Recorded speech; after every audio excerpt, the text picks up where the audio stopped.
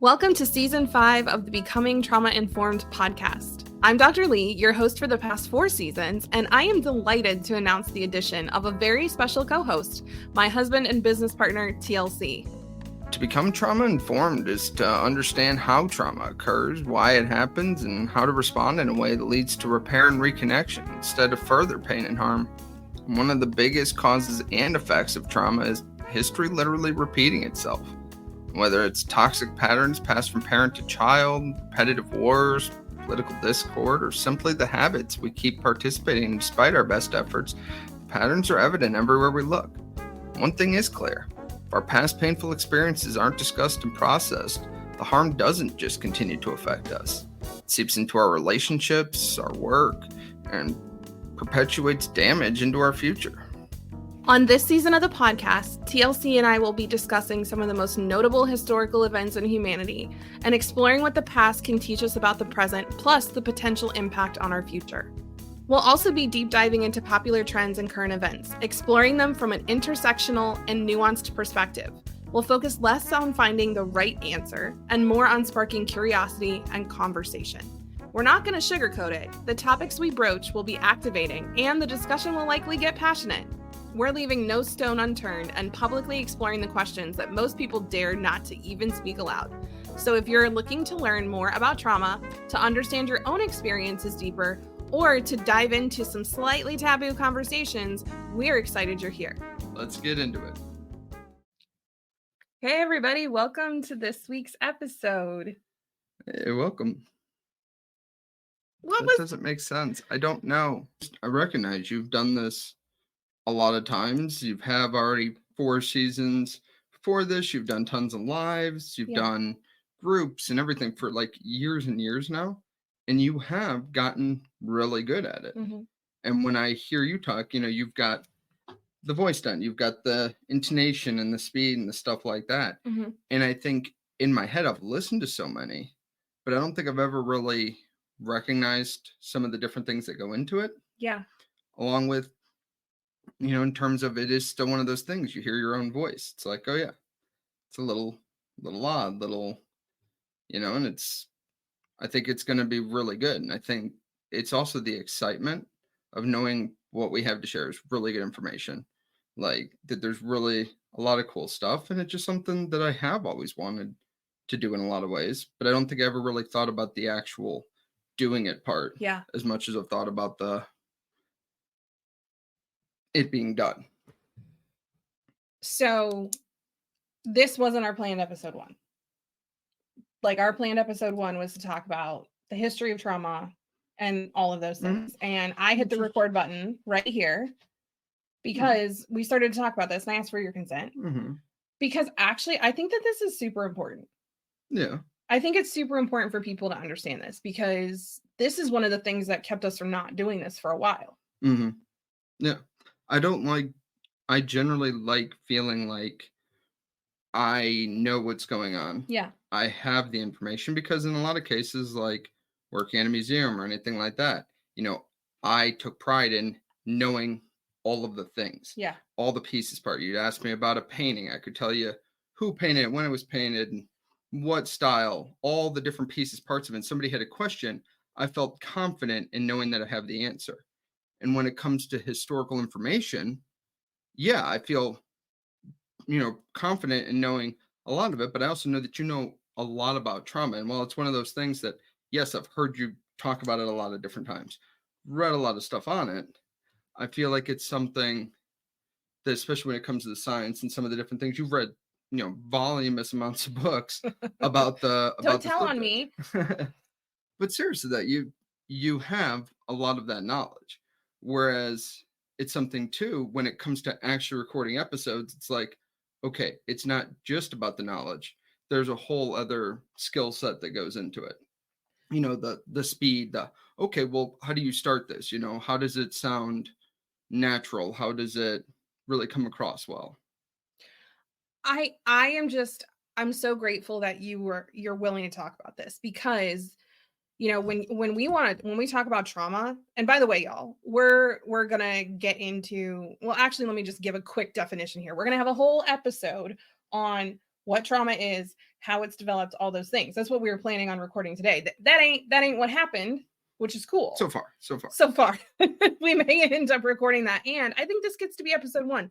So when we talk about trauma is any sort of past painful experience that leaves residue, that there's an aftermath, that it negatively affects what you believe, how you think, how you act, how you feel, how you see things, like perceive, how you show up. And so a lot of times, that's a pretty general definition.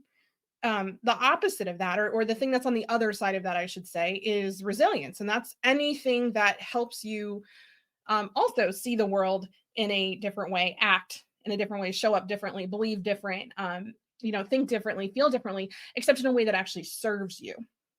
Right. So we're going to talk about post-traumatic growth and some of those things. But the reason why I want to bring that definition in here is because there are so many couples out there that do not work together. There are so many people out there who do not ever take on things that they really want to do, that never get to that mastery level.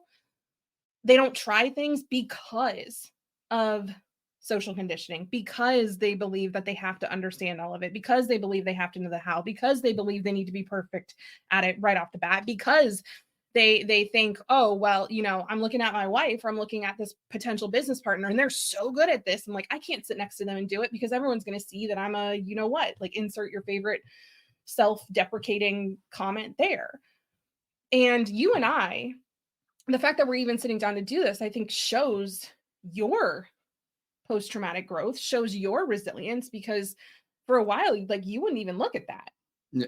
Oh, for sure. And I mean, realistically, vast majority, anytime I've been recorded that wasn't with you in a group of yours or something like that, has never been something that will be displayed to other people.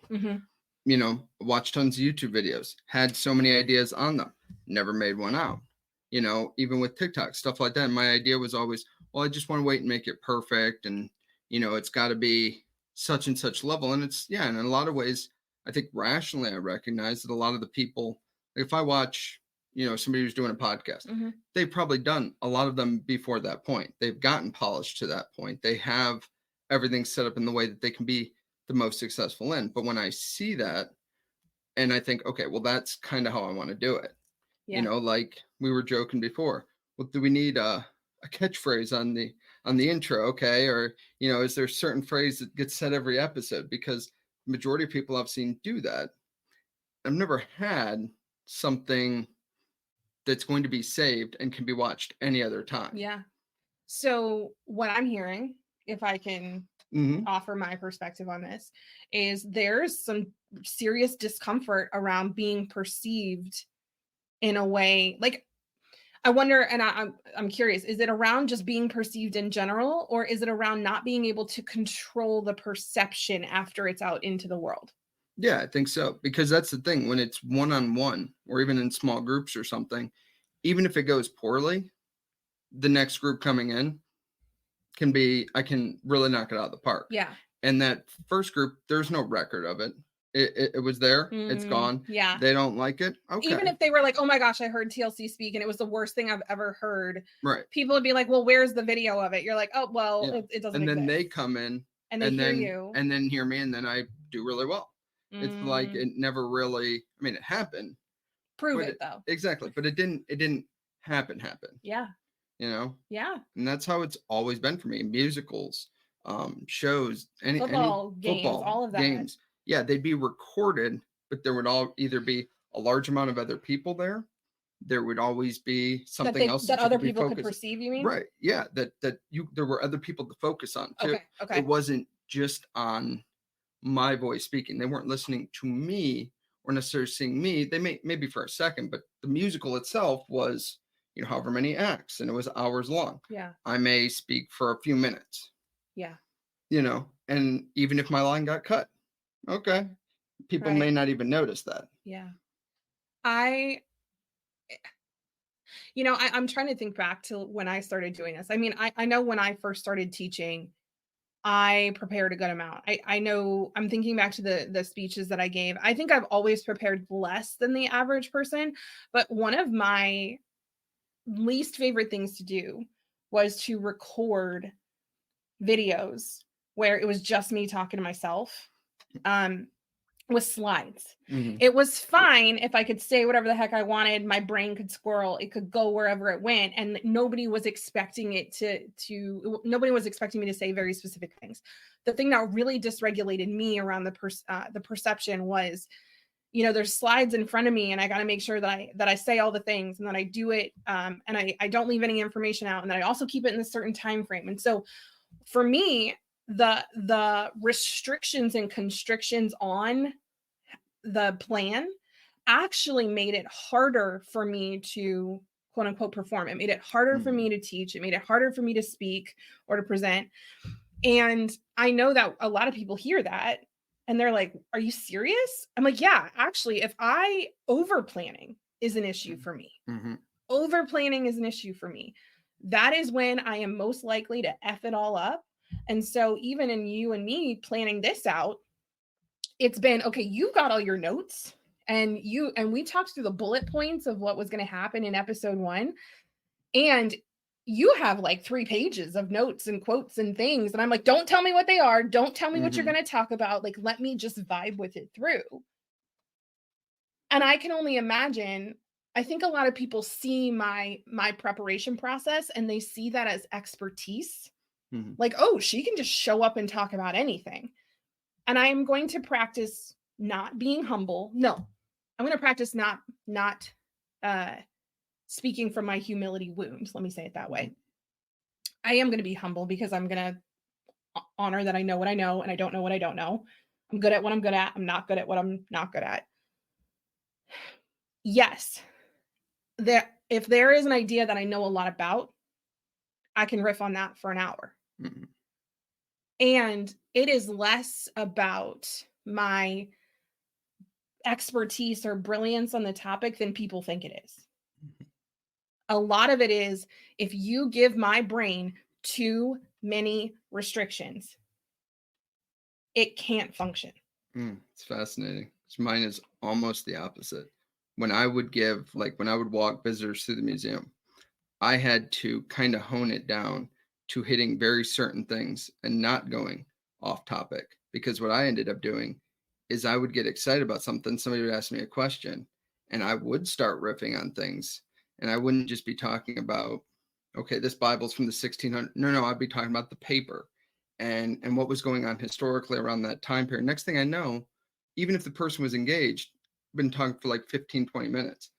And by the time, the tour would get over, or by the time we would finish up walking through the museum, it's been a couple hours. And it was supposed to be an hour? It was, but yeah, like an hour was like a good time frame. Yeah. And if anything, that would be the stuff that it would be like, hey, we got to speed this up. Yeah. Like, we got to really nail down the important things and not get too much into the weeds.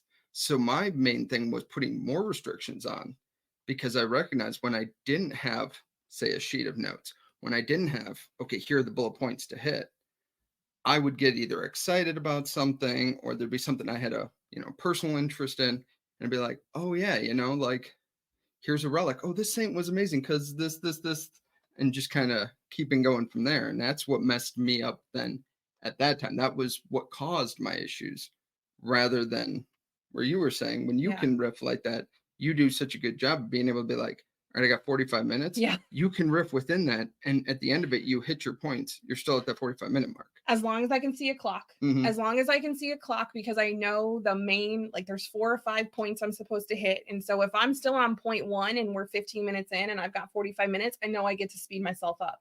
So that's one of my guardrails is a clock. Mm-hmm. How much time do I have? And I got to be able to see that. Beyond that, and those few bullet points, I'll have read it, I'll have practiced, but I've done a couple keynotes now. I've done some things where I had it really planned out and I had some notes in front of me.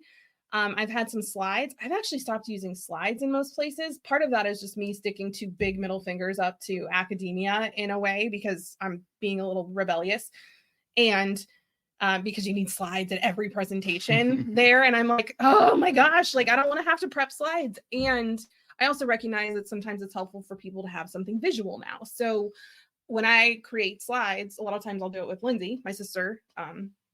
and she'll help us create super simple slides. So it's something for someone to just like take a peek at or stare at while we're talking. It's got super simple definitions on there or a picture, but it's not people are trying to read it furiously. So I say all this, and see, I even went off a little tangent there. It's cool. I say that because I think that one of the things that you've used to kind of be mean to yourself up until very recently is, well, my wife doesn't have to prepare like that. Yeah. Yeah. And I mean, I think it's something that I've always taken it as like, okay, well, if I did have a whole bunch of slides and I had to hit these bullet points, it may come out more formulaic, but I will have hit all the slides. And then it was almost like that would be the easiest way to do it. Yeah. Not that that would be, that would be like, okay, well, I have everything laid out and I hit everything on there. I gave out all the information. I completed the assignment. But like, and I'm not saying that's what I would want to do necessarily. Yeah. But I just feel like that would almost in some ways be the easiest way. It stifles your genius though. And I think that this is the thing that for anyone who's like, oh, I wanted to start a podcast, but I haven't because, I'm worried about how I'm going to sound or I want to do a vlog, but I'm worried about how I'm going to look. I'm worried about how people are going to perceive me. Like, y'all, I cannot explain this. Like I have said this a million times. I will say it till the day I die is you cannot control the way people perceive you. You can't. And so if people are going to perceive you, which they are, like, unless you stay in the house and never talk to anybody or never put anything anywhere, people are going to perceive you in some capacity. Heck, sometimes you don't even have to be there. People will perceive your absence and make that something about you, right? So people are going to perceive you for the rest of your life. And if you don't love how you are showing up,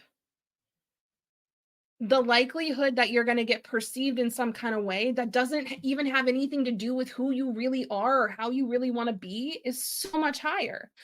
Like you don't know if people like you or not until you actually show up as yourself. And I know that's really terrifying for people. I know it's scary for you. Yeah.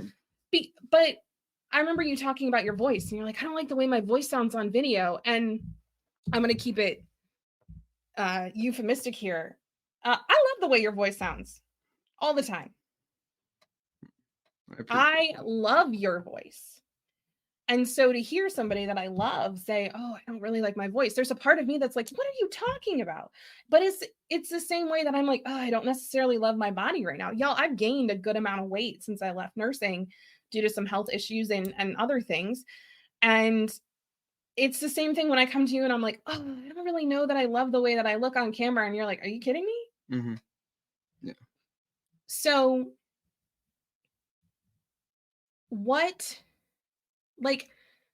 moving forward on this podcast, if you could show up any way you wanted to show up, how would you show up?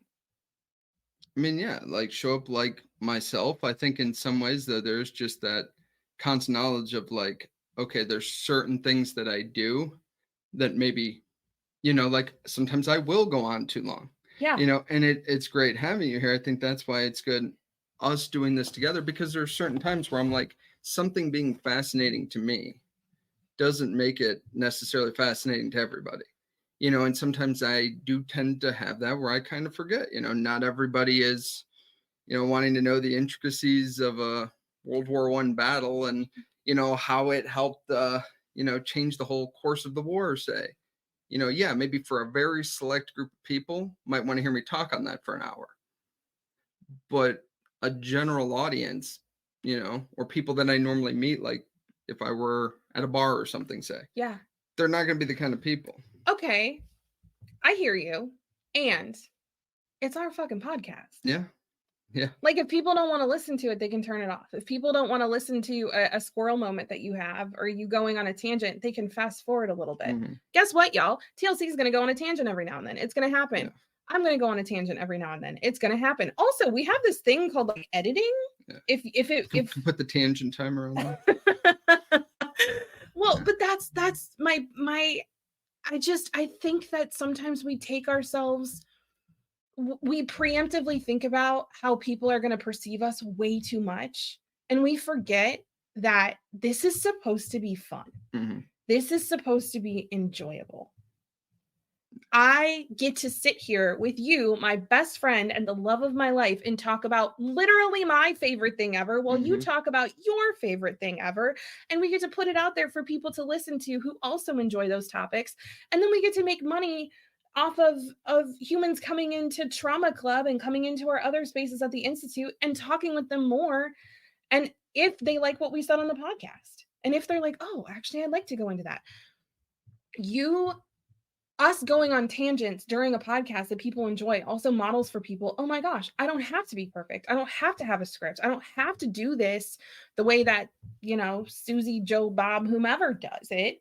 I don't have to do it the way, I almost said the Lees. By the way, y'all, we forgot to talk about this in the trailer.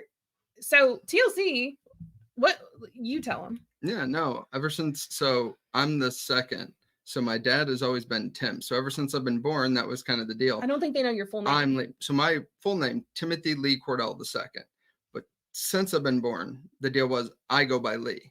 So my whole life, it has been one of those weird things. Sometimes I would even forget when somebody would call out, Tim on a roll call or something like that. And for the longest time, I wouldn't even answer. Like that was never my name. And yeah, as we met, it was one of those, yeah, I'm Lee. And I'm Lee too. I'm like, oh, well, probably spelled different. No, both Lee, and now both Lee Cordell. So we recognize that, sometimes people think I'm talking in the third person, like I'm Bob Dole or something. Oh, people think that all the time with me when I forget to tell them that I'm married to a Lee. Yeah. And I'll mention you, and they get this really confused look on their face. I'm like, oh, shoot, they don't know. So when I know that look, I have to go, oh, right. Yeah, that's... It honestly hasn't been a problem. And we talked when we did some like mini business ventures in the past or anything together, everyone called us the Lees. Now you did something that I think is very gentlemanly that I love sharing with people. And they're like, wow, what a cool husband thing to do. It was such a provisional thing for you to do, which was when I started the Institute and you came in and you started doing some of the teaching and the instructor work, people were getting us confused. And welcome to 2024, where people still have a little bit of implicit misogyny built into their thinking process, because we would go places and they would walk up to you and say, Dr. Lee. And you're like, nope, I'm Mr. Lee. That's Dr. Lee. Yeah, Dr. and Mr. Dr. and Mr. or Mr. and Dr. if you're going to put it in the right direction. But so you were like, I'll go by TLC. Yeah. And that meant a lot to me, that you were like, no, I want to make sure that people know that people give you your credit. No. Yeah, it is still the occasional time where it'll just say one name, especially if you would sign into something. It's Dr. Lee Cordell, and they're like, oh, doctor. No. Nope. No, that'd be my wife. Well, I think that, when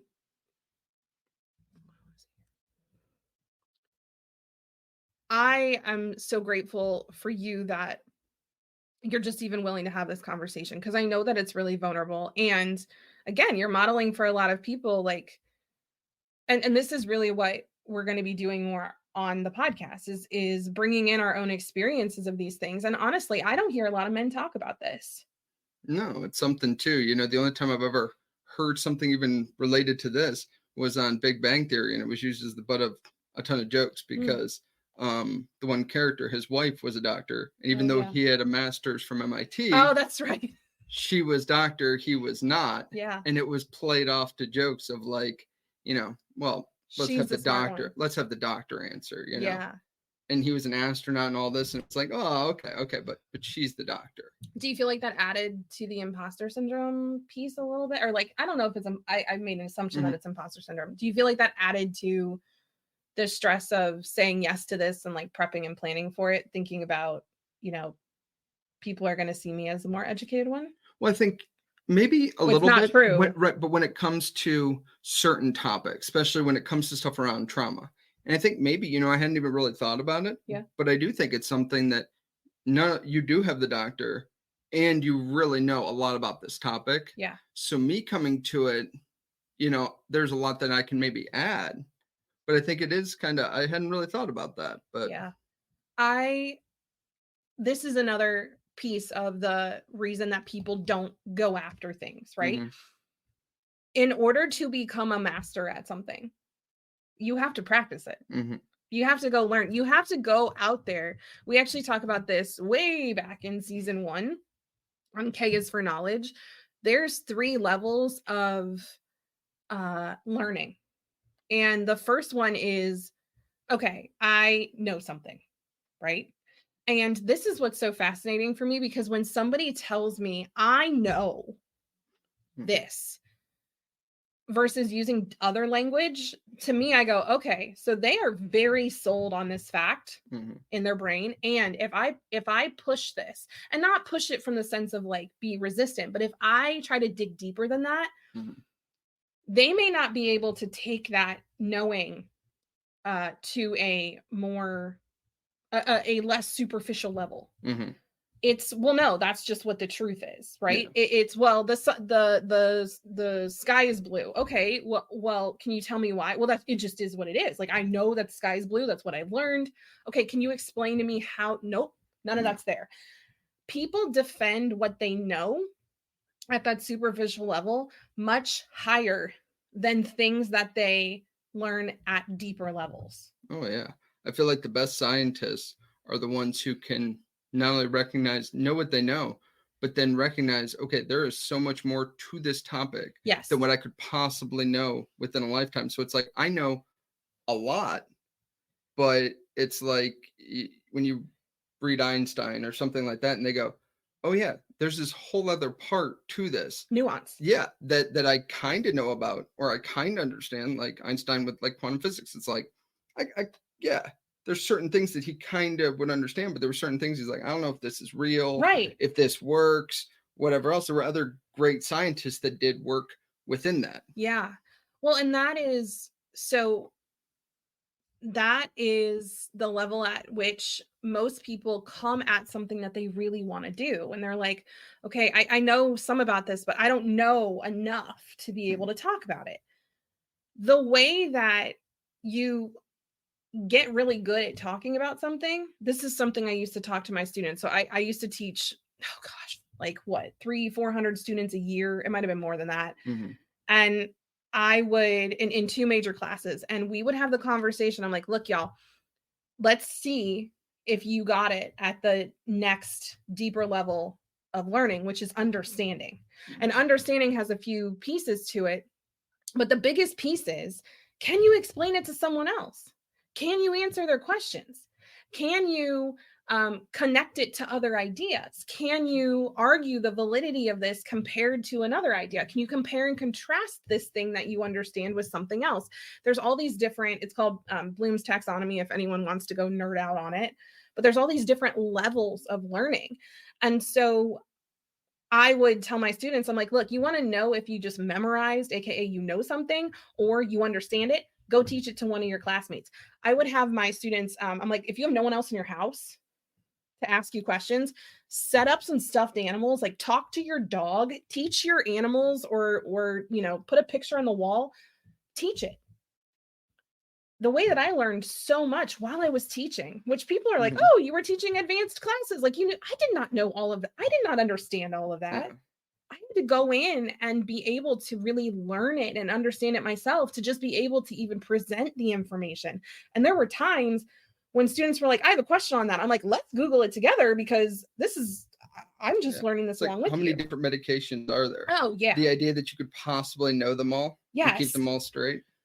So there's this third level of learning, and that's the embodiment. That's the mastery level. And that level is actually, it's such a fascinating level. I'm actually reading a book on this right now. Surprise, surprise. Robert Greene, it's called Mastery.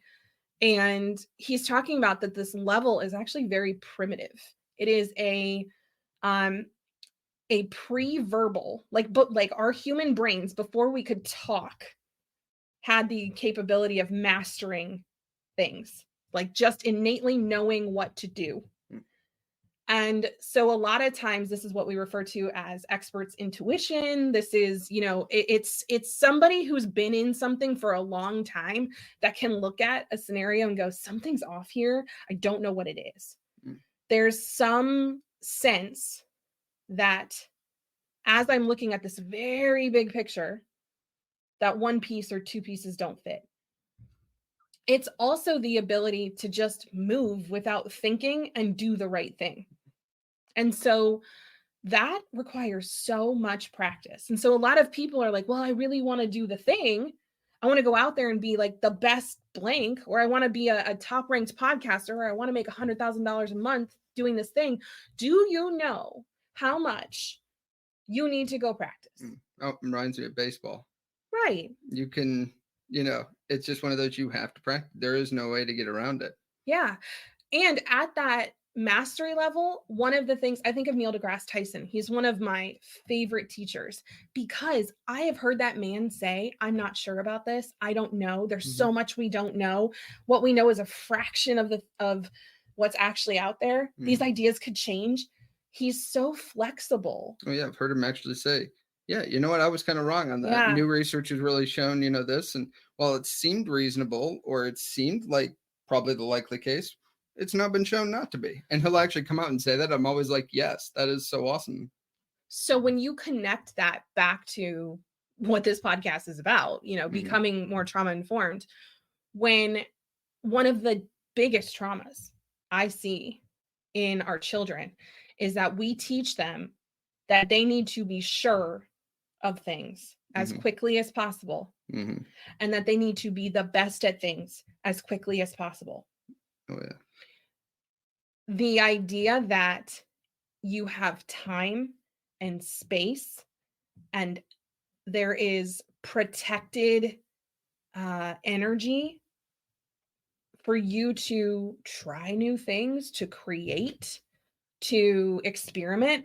I mean, if you look at what they're getting rid of in schools right now, what is it? It's music, it's art, it's physical education. It's all of the things that are the tangential, adjacent, adjunctive things, except it's not. It's all of the things that actually allow kids to learn how to learn and not just memorize stuff for tests. Right. Yeah, because memorizing the same facts for people can do that, but it's it's like sometimes you've quote met people like that oh they're book smart, but they're common sense they're not able to handle, and it's like in some cases it's like they were able to memorize stuff for that test, whatever else, but when it comes to applying it or it comes to connecting it to things, you're like, how did you get to the point you're at? Like how did this work? Yeah, I used to see that in nursing. I would have students that had straight A's and the faculty talk to one another. And so I'd have students that would get a straight A in my class and I'd go to their practical teachers the next semester. Sometimes I would be in that class with them and I would be like, look, they get good grades and they need practical help because knowing it and being able to do it are two very different things. And so I think this goes all the way back to what you were saying in the beginning of, okay, we started to record episode 1 and we couldn't like even figure out the intro because it felt so off and wonky. You're like, well, I know what I should be doing here. I know what I should be saying. I know how people do these podcasts. I know how people introduce these things. You haven't done it before. Yeah. Yeah, and it seems strange because it is one of those, it doesn't seem that hard either. It doesn't seem like it should be that difficult for me to just figure it out, Yeah. And it's like, well, it doesn't seem that hard to hit a baseball. Right. It doesn't seem that hard to I don't know, like run a mile. It doesn't, when we think about these things just off the top of our heads, it's like, well, I could do that. Especially when you've seen a lot of people do it. And you're like, oh, well, I could, I could probably do that too. I mean, they don't seem to struggle with it at all. And it's like, you don't know how many times how many other show recordings, whatever else they've done before. I see this in our son, Jack, who we have consent to talk about this. He plays travel baseball. We use him as an example in our posts sometimes because of the tenacity and the willingness to practice that he has. Our other kids have this too. Our Jack's twin, Charlotte, practices the piano consistently and has for years. And in other places, really builds like spatial skills and drawing and art. Ray does incredible things with writing. Goodness gracious, that kid wrote a 10,000 word essay on summer break about a character analysis in one of their favorite mangas. And so or fanfics. I don't know which, I'm not going to get the term right. One. And I use that as examples because one of the things that we've really tried to teach our kids and model for them is, you are not going to get this right necessarily the first time, the second time, the fifth time, the 20th time. Do you enjoy doing it? Is it something you'd like to get better at? Would you like to grow? Would you like to eventually be a master of this thing? And it's okay if you don't know the answer to that. You can take it as far as you want to, but can you follow those instinctual nudgings to be like, oh, I think this is something that I'd really enjoy. We get asked all the time, oh my gosh, how does Jack do what he does? Yeah. As he stays so positive on it.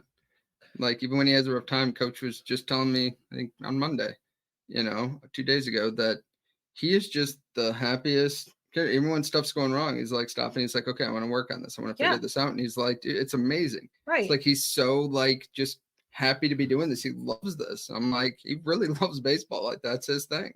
And part of that is his personality. The other part of that, though, is that we've really worked with him to understand you're not going to get a hit every time. And you can get frustrated with yourself for a second and evaluate, right? So once we were like, dude, you're getting a lot of data.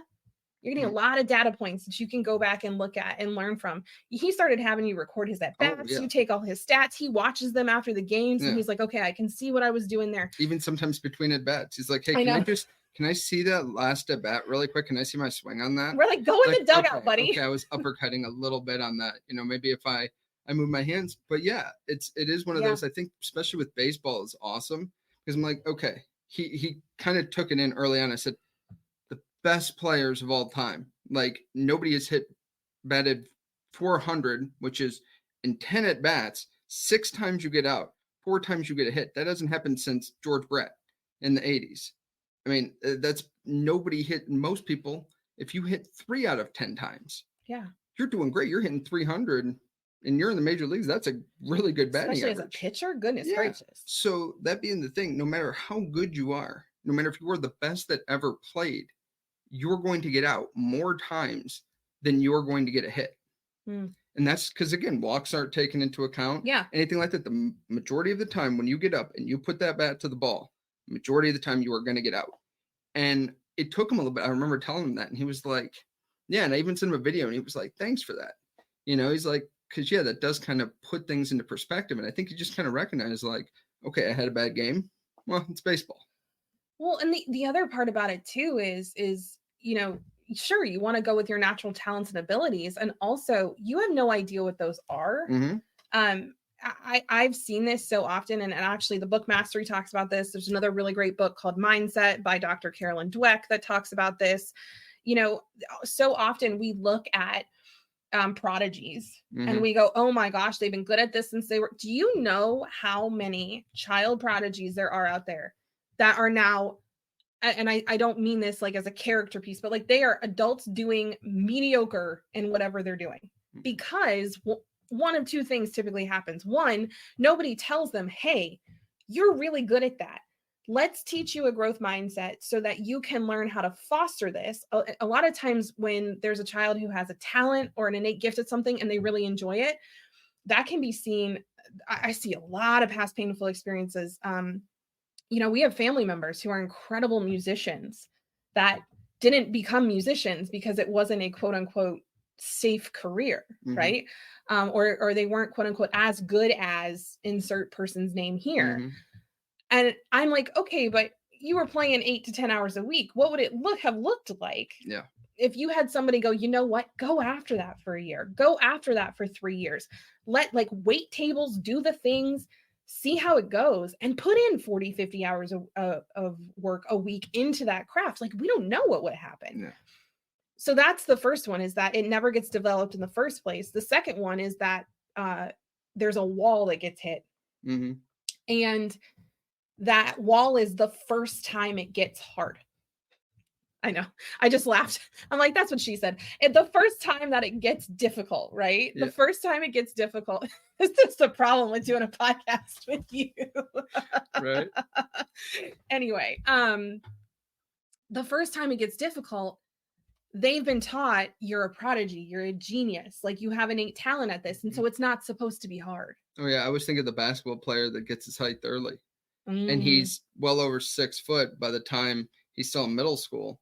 It's like, yeah, it's really easy to take shots when you can put your hands up and there's nobody that can block you yeah. because you are far and away the tallest person. Yeah. You're good to go. You could just kind of shoot from wherever. You just practice your shot. You don't have to really worry about the smaller skills. But the first time you get into high school and you go up against a guy who's you're 6'2", he's 6'6", and you go to take that shot and he stuffs it in your face, and you're like, okay, now what do I do here? Because I've never had to deal with this. It's like the 5'11" quarterback in high school. Yeah. That's the all-star. Like, he's going to struggle in college. Yeah. The line stands up and everybody else beforehand, he could see over the line. And all of a sudden that line stands up and he's like, okay, do I have to learn how to roll out now? Yeah. Do I have to throw it earlier? I don't know. I never really had to deal with these issues. You know, this also reminds me of back when, I mean, I see this in business owners that I work with a lot. They are, a lot of times we attract high achieving, like they're super successful in their careers, and I'm like, yeah, so I want to start a business. But those skills aren't there. And it's like the thing that they're going to do in their business, they're so good at. They don't know how to run a business. And so, you know, we have our Trauma Sensitive Business Foundations course where we help people understand this is what you need in order to be able to run a business, and also to not like be super mean to yourself while just you do being it. great at something. Yeah. Even if you are a master woodworker, you can make a beautiful table consistently right away. It's like, okay, but then what are you going to do with that table now that you've got it made? Right. You are you good at social media? Do you know how to do Google SEO? Do you know how to effectively sell a table? Do you know how to price things based off of your time and your energy and your labor and your resources?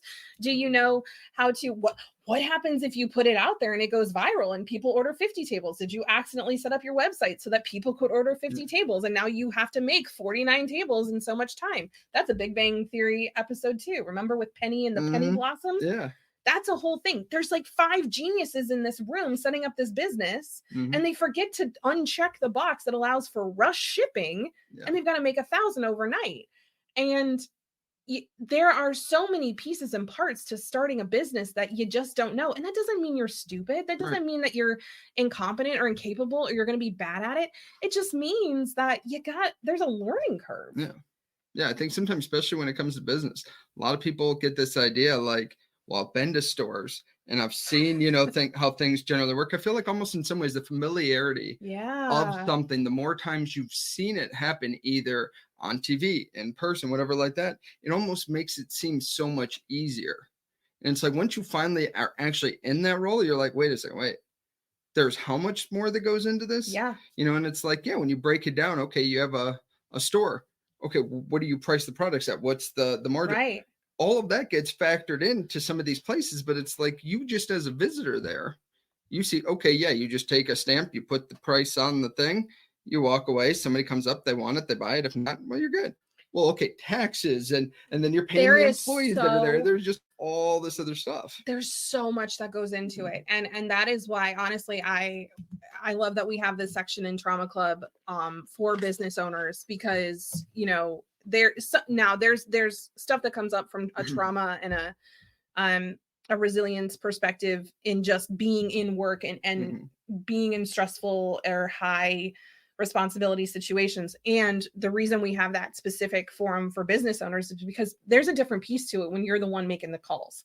There's so much, I see so many people with past painful experiences around responsibility. This is something I've personally been working through a lot. You've watched me do this. And if you're somebody who was taught from an early age or conditioned, like, you're wrong if you need help, you should be able to do this all on yourself, you should be able to figure it out all on your own, be independent, be a lone human, don't rely on anyone else, don't trust anyone else. I remember you used to say this to me. You used to tell me business wasn't personal. And I was like, the fuck it isn't, Lee. TLC. Like, I was like, I get what you're saying. And also, business is so incredibly personal for me. It is so relational for me because I'm literally in people's lives. I'm in their traumas. And so, yes, there needs to be boundaries, and there needs to be those pieces to it. And at the same time, I don't desire to make business decisions purely from a transactional perspective. I desire to really ensure that whatever happens is a mutually beneficial decision to the best of my ability. You have helped me kind of come over to understanding that business does involve transactions. And so I can't give things away for free all the time. Y'all, the reason Trauma Club's priced so low to start for the first 100 people was because I was like $19. And they were like, no. And I was like, okay, but like for a few people, they're like, okay, that's fine. Honestly, it should probably be $99. It's $49 full price, but that's always been a thing for me. I love to price things at an accessible place. And luckily, I've surrounded myself with humans that are like, Lee, we see you. We love your heart.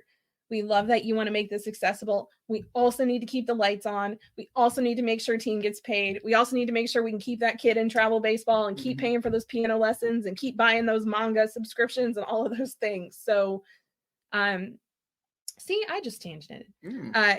But I think trauma is the perfect kind of, in terms of that, where you really have this knowledge too. And it's also one of those, even before I started really understanding trauma, you'd be like, but you don't understand like where they're coming from. You would, it would really allow you to see not just customers, but other people, like from where they're coming from, from more of a whole person. And I'm like, I think I've kind of gotten a little bit better with that, where I'm like, it's something innately you kind of know. It's almost, to me, trauma in some ways, it's like, like a lot of these other skills, people might know some about it or might think they have some sort of an idea. But it's like when you really start getting into it and you start really understanding it at a different level and how it connects in different ways to how people show up. And how people really get into things, you're like, oh yeah, there is this whole other layer. You're speaking to the ability to bring a trauma-informed, trauma-sensitive perspective to business. Exactly. And that's why when you're teaching these people, it's like they may understand that, okay, if somebody had something traumatic happen to them in their life, okay, that may affect them in some ways.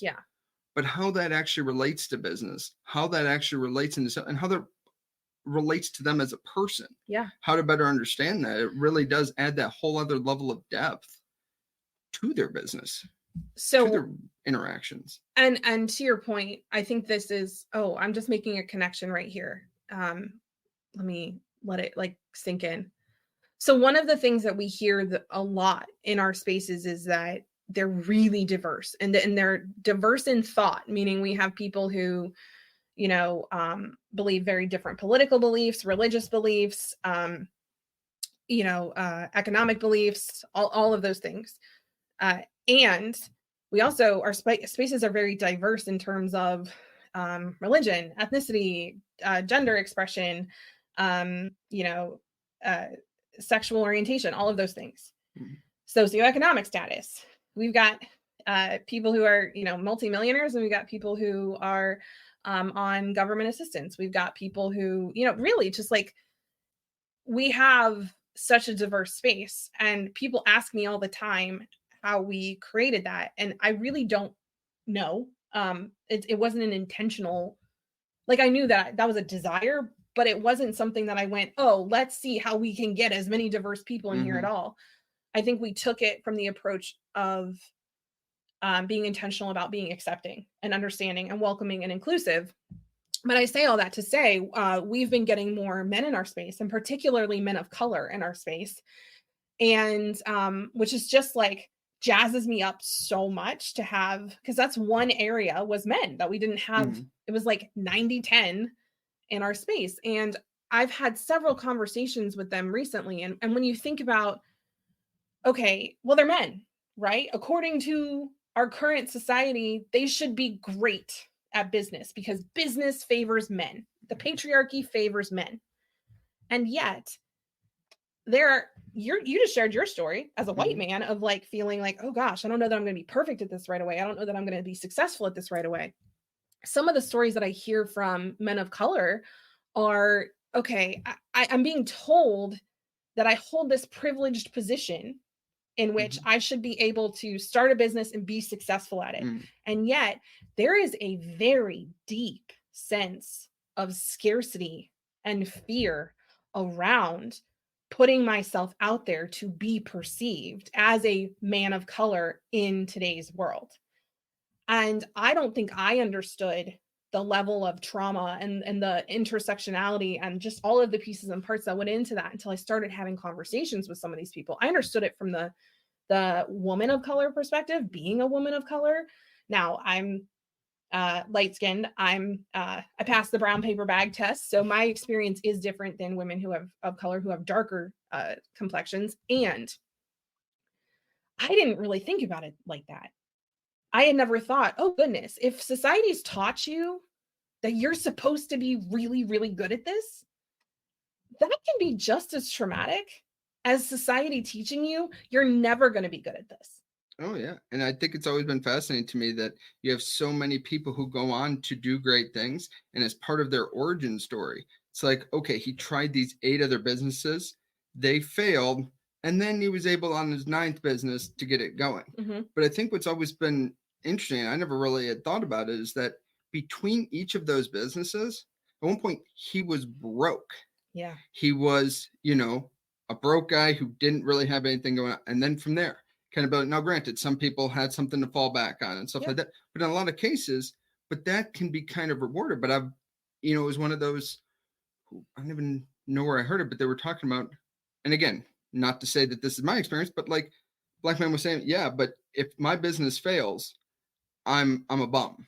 And it becomes more of like, I'm broke, I'm whatever else. And I fit a lot of these negative stereotypes where it's like, and it really didn't click to me. Whereas in some cases, it's like, yeah, there is that added other dimension. Yeah. Where it's like, you are then perceived by everybody, oh, yeah. You're broke.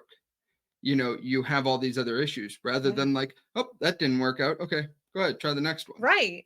If there's resiliency factors in that sense of privilege, and I think that we as a society, we do a really good job of having the conversation around holding this privileged identity, or how that helps you.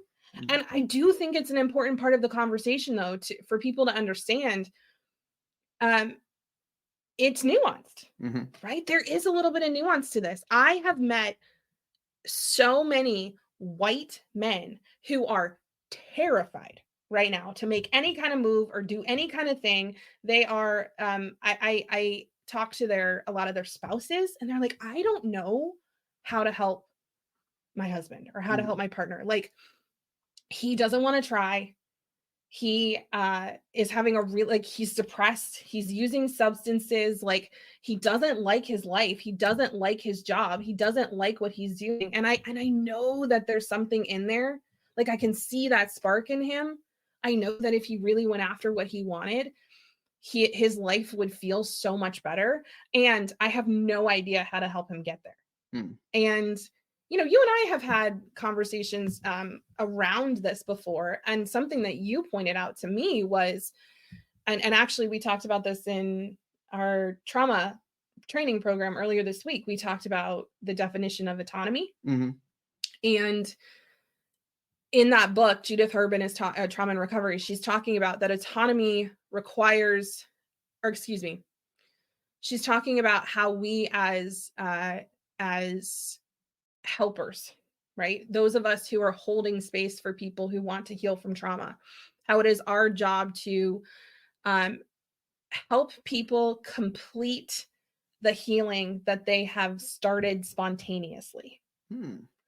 And so this is a big thing for those of you who are listening to this, and you have been thinking of someone this entire time that you're like, oh my gosh, I have to send this podcast to them because you're right. Like, there's something they want to do and they're stuck. Like, they want to start a podcast. They're just like TLC. There's just this, y'all. We oftentimes can see other people's brilliance We can love their voices. We can love the things they share. We can see the brilliance in other people. And until there's that little spark of spontaneous, like, oh, I want to do something with this, the likelihood that that resolution is going to come is really low. Yeah. Yeah, especially if the fear of, if I fail, that's it. Yeah. It's done. Yeah. You know, I've always kind of, and again, I don't know that this is for sure the case, but I've kind of wondered more as people are more on the internet, as stuff is more permanent, as it is more out there. If the fear is, if I fail, everybody knows it's always out there. I'm a failure in the public eye. Whereas when you see in history, it seemed like in your area, maybe, but the idea was, you could maybe move somewhere else.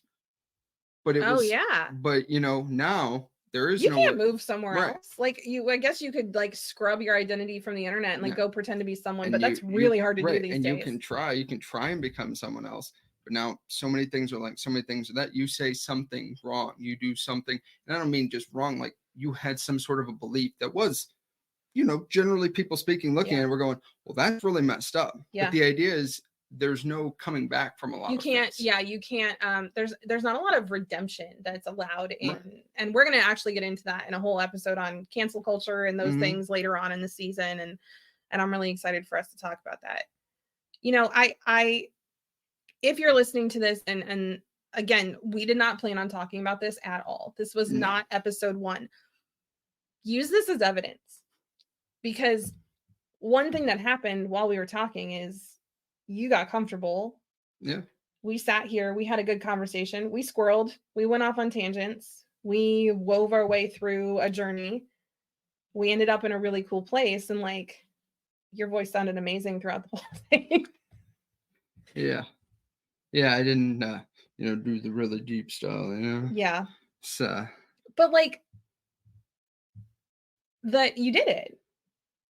Yeah. Yeah, it's kind of interesting. Not just that I'm like, oh, right. Yeah. So can we okay, but this is cool. Can we pull something out here? Is that okay? Sometimes he's like, step out of coach mode. And I'm like, okay, I will. But I'm in there just for a second, just for the purpose of this. Notice that while we were doing this, you were here. You were present with me. You were in the conversation. You weren't thinking about how you looked, how other people were going to perceive you, how you sounded, any of that. You were in it and enjoying it, right? Yeah. Note it. Like, what's the difference between that and the feeling you're having now? I think it's more just the knowledge that, all right, this is something that's going to be seen, and I haven't been doing that. Oh, so what? Oh my gosh, what could I have done? Right. Should I just to sit up a little more straighter? Like I know. Well, and I wanted to pull that out, because at the very beginning of this, when we started talking, I was like, oh gosh, this is a side profile. And if people are watching this, like, again, I mentioned I've gained some weight. Like I'm a little self-conscious about my chin and how it looks from a side profile. I don't love that anymore. One of the things that I've learned to practice is, hey, what is the point of what you're doing here? The point is to have a conversation with your husband that other people are going to listen to and ideally get something from. If people are focused on your chin, or the fact that I need a haircut, or the fact that you need a haircut, I do need a haircut. You do need a haircut. But like, if people are focused on that and they go, oh my gosh, I don't want to listen to these people, or I don't want to watch these people, look at them, you are so not our people. Now, you might have noticed that and been like, or now that we've said it, you're like, oh yeah. I'm not saying if you noticed that and, perceived it and judged it for a second and then like kept listening because you're paying attention to the message. I mean, if that's something that will keep you, if the perception of my chin or your hair is something that keeps people from continuing to listen to us, bye. Yeah. Why would I want to cater to that? Right. Instead of being able to drop in and have this conversation and enjoy my time with you and not give a hoot about what my chin looks like or what your hair looks like. Yeah. Sure. That is one of those things that I've always noticed with whatever kind of business you're doing. I've always thought was pretty awesome is that the people you tend to get in there, I never quite understood it at the beginning.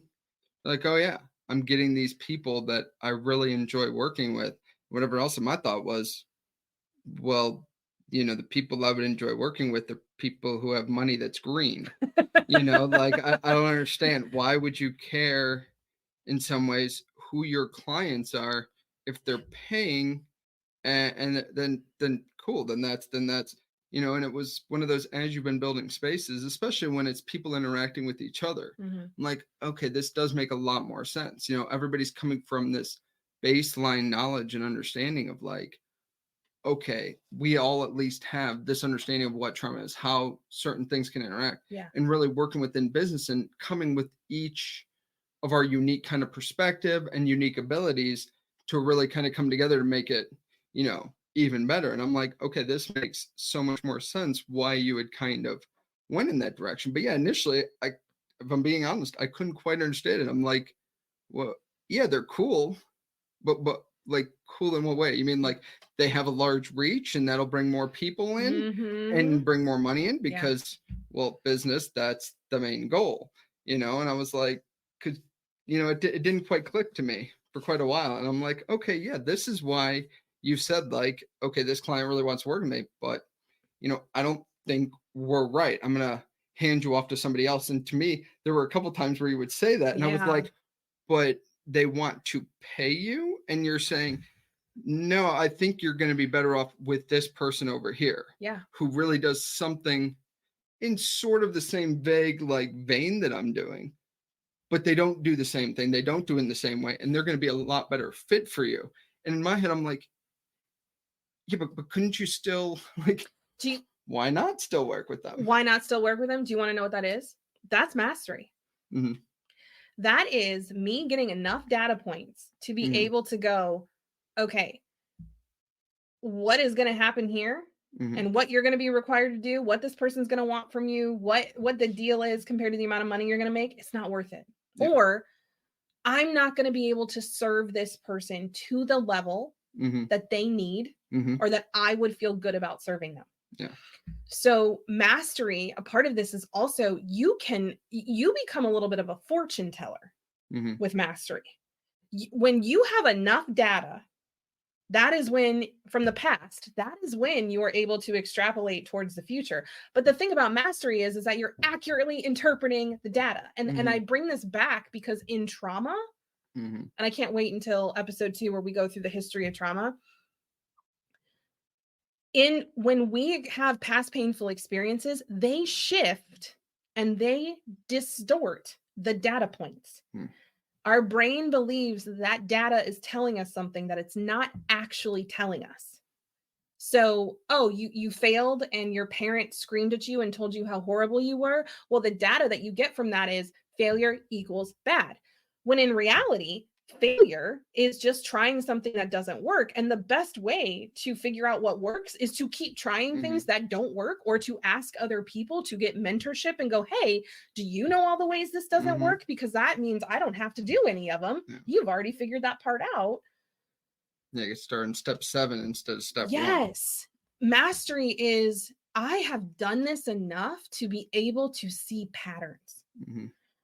And I remember the pattern that happened with this person who paid me a good amount of money and it was not worth it. And so this person, I'm seeing the same data points in this person as I am with the person from before. Even when you can't even necessarily cognitively understand what those points are, having that going like you were saying earlier. It's that pre-verbal, impending doom feeling. It's going on there. That patient, everything seems okay numbers-wise, but there's something going on with that patient. And I have a very strong feeling that within the next 6 hours, we're going to be calling a code on this guy. I've heard you say that before, and it's like the amount of times that is correct versus incorrect is way higher than it ever would be based on simple guesswork. Well, and the thing of it is and I'm going to say something that sounds a little, no, it doesn't, because it's true. See, the humility wound coming back in. Y'all, I still have my own stuff. The podcast is such a great way to place to work through those things. I've turned down $10,000 before. And when I turn down that money and I have listened to my, nope, don't do that. I've had this conversation with you where I come downstairs and I'm like, mother of pearl, I just had to say no to this thing and I don't want to say no to this thing. Also, I really think I needed to say no to this thing. And I kid you not, a day, a week, a month later, I'm like, oh, thank goodness. Now I know why I didn't do that. Right. I couldn't put it into words. I couldn't explain it. And yet there was just a visceral knowing. Don't do that, Lee. Yeah. And what is so fascinating, I think this is a cool place to end on, because something you taught me, you know, we've talked a lot about like you feeling a little wobbly doing the podcast with me because I have so much experience. One of the things you've taught me is to slow down around decision making, which is not something I've ever been good at.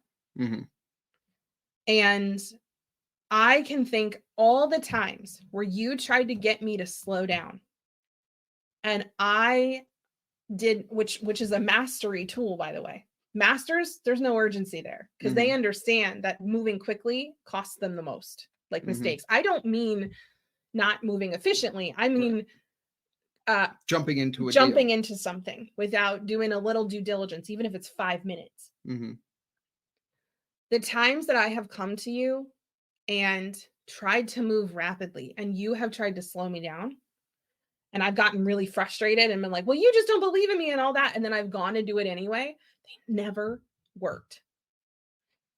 And I can't say if that's because it wasn't right in the first place, or if it's because I just didn't slow down enough to ask enough questions to be able to go into it with the data I needed to make an informed choice. And so us even recording this podcast, you coming into the business, us starting Trauma Club, a lot of the decisions that we've made in the business recently, these decisions have been in the works for a while. You being in here, that was a no for a long time because we weren't masters at working together yet. Right. There were times where we would kind of, start kind of doing that. And then I would be like, we kind of made quite a few decisions in a row that I didn't know about. And I don't mean this, I'm not trying to like, no, I'm laughing because I'm like, heck yeah, dude. Yeah. But it was one of those situations where I'm like, okay, well then what am I doing? Yeah. What is, if I can't slow down because I don't even know what's going on, then, we're just kind of doing it separately anyway. Yeah. And it didn't really like, yeah, let's maybe not do this right now. That's exactly what just happened with this episode though, was I shifted the schedule. It made things a little bit tighter. The schedule needed shifted in order to honor a client's needs. And instead of me getting all like, well, let's just get it done. Or instead of you going, yeah, let's just do it. I was like, hey, I know that when schedules shift and when we don't have the amount of time you thought we were going to, that stresses you out. And I don't want to do this urgently. I want to make sure you feel regulated. So we tried to start episode 1 a couple of times. You got weird about it. I got weird about it. And instead of going into old trauma patterns and the way that we would have done things before, it was, okay. Yeah, there would have been nothing done. No, I would have probably been upstairs in bed after I cried for 30 minutes and you would be off like doing something else. And we would have had to work it all out tonight and it would have been this thing. And this is the beauty of doing trauma work with inside of the relationships that are the most important and the closest, is instead we were sitting here, we were talking, you started to talk about this and I was like, wait, this is really good. That mastery kicked in of like, oh wait, they were like, let's I said may I record this? I didn't just hit the button because it was a big deal. You were being open and it's like, can we record this? I didn't know it was going to turn into an episode. I thought maybe it would just be a TikTok or a clip, but something intuitively went this. And developing that skill is one of the critical pieces of trauma work. And it is also one of the biggest benefits. Yeah.